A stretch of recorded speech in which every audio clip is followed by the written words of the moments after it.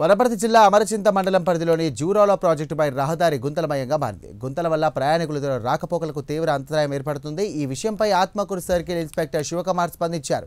గుంతలను కంకరతో స్వయంగా పూడ్చారు. ఈ చర్యతో ప్రయాణికులు సంతోషం వ్యక్తం చేశారు. సిఐ చొరవకు ధన్యవాదాలు తెలియజేశారు. రహదారి మరమ్మతులకు ప్రభుత్వం 30 లక్షల రూపాయలు మంజూరు చేసింది. ఇక త్వరలో పూర్తి స్థాయి మరమ్మతులు ప్రారంభించనున్నారు.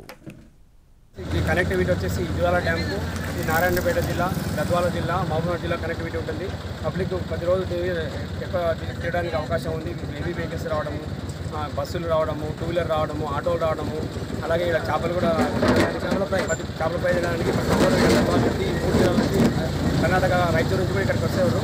కాబట్టి ఈ రోడ్డు విషయంలో నిన్న కాక మన టూ వీలర్ మీద పోతుంటే తండ్రి బిడ్డని ముందా కూర్చోబెట్టుకొని పెట్రోల్ ట్యాంక్ పైన కూర్చోబెట్టుకొని ఉండసాక అనుకోకుండా గుంట దగ్గర బ్రేక్ కొట్టడము, ఆ అమ్మాయికి తెలుగుకు దెబ్బ తగలడం, రక్తం కారడం, అది నేను ఈ రూట్లో వైపు చూస్తాను ఎందుకు ఇది జరిగిందని చెప్పేసి ఆ ఉద్దేశంతో ఈరోజు ఒక టిప్పర్ మాట్లాడుకొని దానికి సంబంధించిన మిక్చర్ని కాంక్రీట్ తీసుకొని ఈ గుంతలన్నీ పూజ చేయడం జరిగింది ఈరోజు.